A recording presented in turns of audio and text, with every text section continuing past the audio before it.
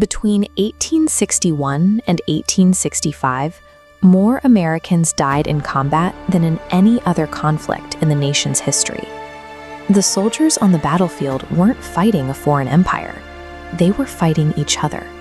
Over 800,000 people lost their lives. Families split down the middle, with brothers frequently raising rifles against brothers across state lines. It forces a difficult question. How does a republic built on the ideals of liberty and democratic governance fracture so completely that it nearly destroys itself? The rupture didn't happen overnight.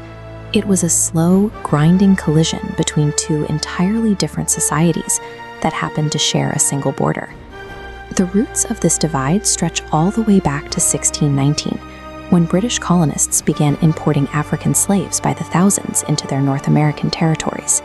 Over the next 2 centuries, the continent split culturally and economically. Northern states heavily industrialized, building factories, railroads, and massive immigrant-fueled cities. Meanwhile, the southern states remained deeply agricultural. This illustration shows Eli Whitney's 1793 invention, the cotton gin. By using mechanical teeth and hand-cranked rollers to quickly separate cotton fibers from their seeds, this machine made processing the crop highly efficient. Cotton suddenly became incredibly profitable, but planting and harvesting it still required immense manual effort.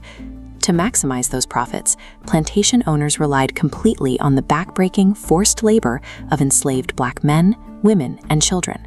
Slavery provided the mandatory engine of the Southern economy. As Northern abolitionist movements grew, a violent clash over the survival of that engine became inevitable. The tension snapped in the winter of 1860 with the election of Abraham Lincoln. Though Lincoln initially promised not to interfere with slavery where it already existed, Southern leadership was terrified that his anti-slavery Republican Party would eventually suffocate their economy. Rather than accept the election results, 11 Southern states seceded from the Union. They formed their own government, the Confederate States of America, specifically to protect the institution of slavery. By April 1861, artillery fire at Fort Sumter sparked open warfare. Both sides expected a short conflict. Instead, it escalated into a relentless, mechanized meat grinder. Armies deployed radical new military technologies, from armored ironclad warships to early combat submarines like the H.L. Hunley. By early 1864, after 3 years of staggering casualties, the Confederacy hit a mathematical wall. The northern states had a population of over 20 million. The South had roughly 9 million, and nearly 40% of them were enslaved. The Southern armies simply ran out of white men to replace their dead and wounded. What began as a political rebellion had mutated into a grinding war of attrition. Without a massive, immediate injection of fresh troops, the South physically could not maintain its battle lines. Facing collapse, a Confederate commander named Major General Patrick Cleburne drafted a desperate proposal in January 1864. He suggested the South train and arm its enslaved population to fight for Confederacy, promising them freedom if they won the war.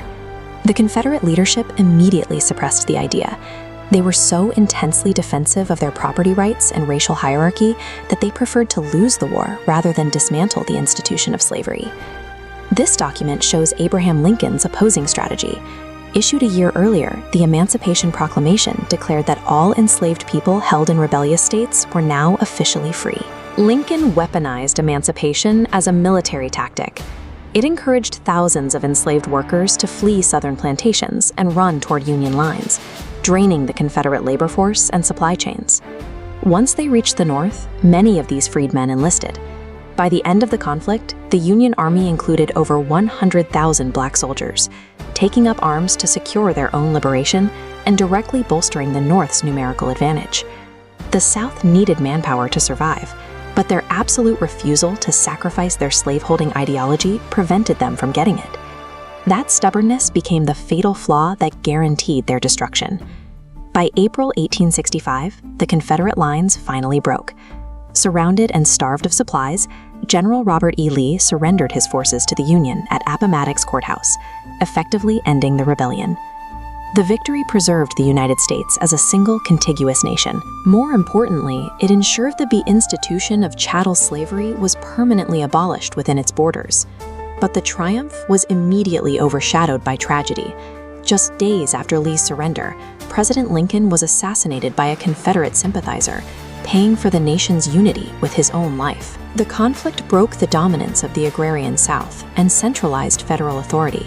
This shift toward a factory-led economy cleared the way for the massive industrial expansion that followed the war.